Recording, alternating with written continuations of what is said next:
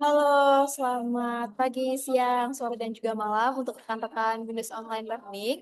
Perkenalkan, nama saya Wahyu Sri Susanti dari jurusan Sistem Informasi. Nah, kali ini saya akan menjelaskan tentang real-time proses dengan fokus pada monitoring kardiovaskular berbasis data streaming. Real-time proses penting ketika sistem harus memberikan respons secepat mungkin terhadap data yang terus mengalir, misalnya detak jantung atau tekanan darah pasien. Nah, apa itu real-time process dan hal yang perlu diperhatikan? Real-time process merupakan pemrosesan data secara terus-menerus dengan latensi rendah. Hal yang perlu diperhatikan ada 6, yaitu yang pertama adalah investigation cepat dan juga konsisten. Yang kedua adalah low latency alias respons cepat mungkin. Yang ketiga, fault tolerance dan juga recovery.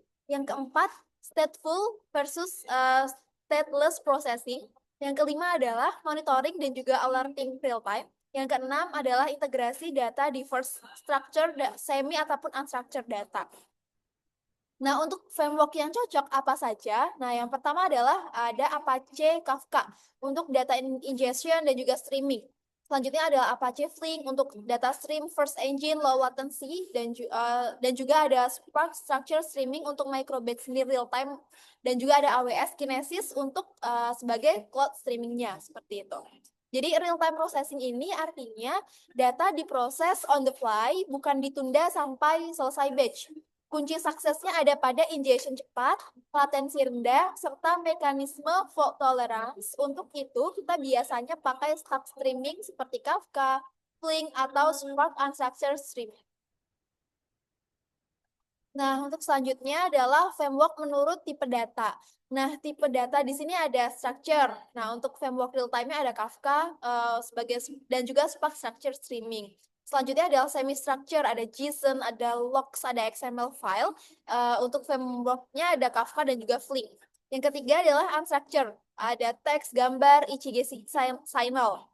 Untuk framework real time-nya ada Kafka, Flink, CEP, atau Python Processing. Dan yang terakhir adalah tipe data IoT sensor atau time series.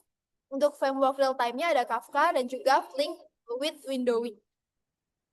Nah, di use case healthcare, data dari IoT sensor langsung masuk ke Kafka sebagai event stream. Kafka feed itu kemudian dikonsum oleh Apache Flink yang menjalankan logic seperti windowing, anomaly detection, dan scoring. Outputnya bisa dipakai untuk tampilan dashboard real time seperti alert ke klinisi atau disimpan untuk audit. Selanjutnya selanjutnya adalah arsitektur ya, seperti yang saya jelaskan di sebelumnya untuk use case healthcare. Nah, untuk yang terakhir adalah kesimpulan dan juga referensi. Nah, untuk kesimpulannya yang pertama adalah real-time processing diperlukan untuk respon yang cepat.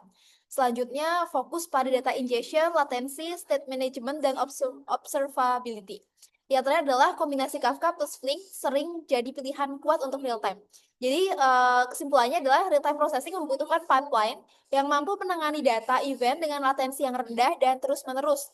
Kombinasi Kafka dan Flink memberikan fleksibilitas tinggi, terutama saat kita berbicara tentang healthcare, kardiovaskular, monitoring, karena kita perlu deteksi cepat untuk kasus sensitif pasien.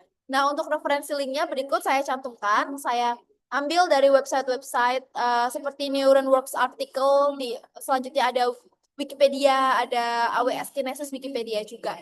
Terima kasih, semoga bermanfaat.